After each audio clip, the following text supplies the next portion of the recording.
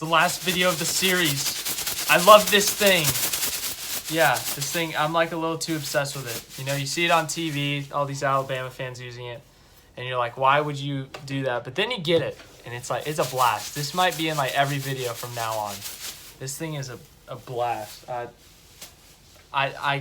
that's not what we're here to talk about though, but Ryan Newman, his championship case. That's what we're here to talk about, people. All right, so this year, he's obviously with a new team, Roush Fenway Racing. He's revamped that 6 team to something that Trevor Bayne was never able to do. No offense, Trevor Bayne, but you were kind of garbage in that car. But Ryan Newman, obviously, solid year for that 6 car, but they have to advance and they have to win a championship. That is their goal.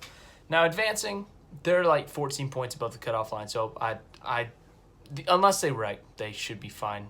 They don't usually get stage points. They usually just kind of hang around there. They get a top 12. They don't get stage points, and they outpoint everyone because everyone else kind of ends up sucking at the end. So they could do it.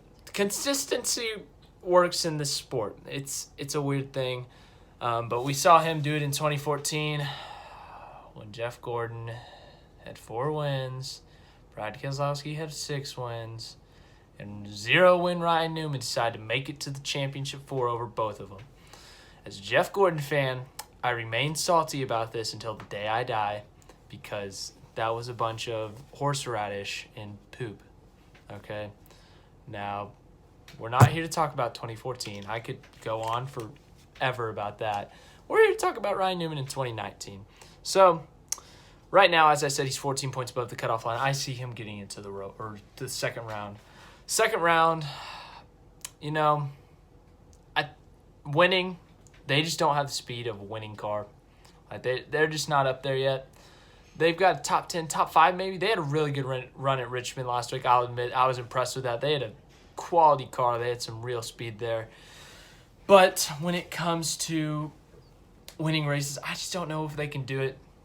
But Ryan Newman, some of his best tracks, his most recent one was at Phoenix, which is late in the playoffs.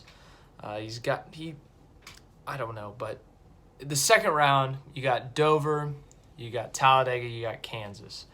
Now, Ryan Newman, he could point his way in, don't get me wrong, but a win is also nice, getting some playoff points and all that stuff. So let's say Ryan Newman decides to get himself a win at Talladega. He decides to survive the crap fest of Talladega and win. Well, he's through. And then the round of 8, he's definitely going to need a win because he's way too far behind in points, and he's going to have to outrun Martin Truex Jr., Denny Hamlin, Kyle Busch, Joey Logano, Brad Keselowski, which he cannot do. So that's out of the region. He's going to have to win in the round of 8. And you look at Martinsville, you look at Texas, you look at Phoenix. Now, Martinsville's a short track. He ran pretty well at Richmond this year, short track. It's very possible. I mean, he's won there before, 2011, I think. 2012, actually. I think it was 2012 he won there last. Texas, I don't know if he's ever won there.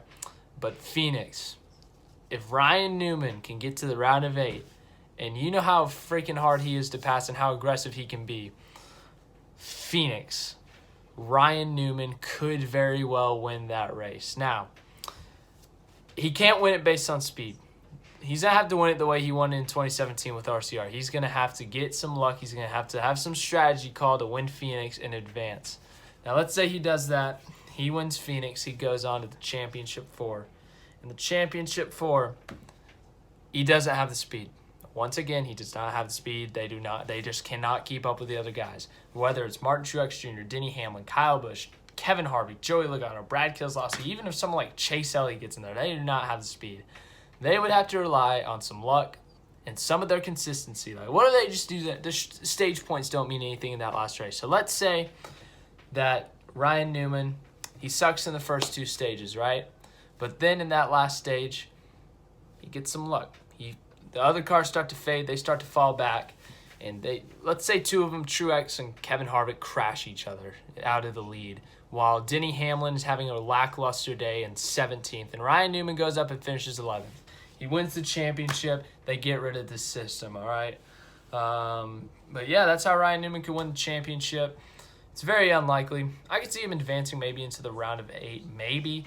But they just don't have the speed compared to these Gibbs guys, these Penske guys. It's going to be tough for him. But yeah, Ryan Newman championship case. There we go. We've gone through 16. Yeehaw. One more celebration of this. Yeehaw.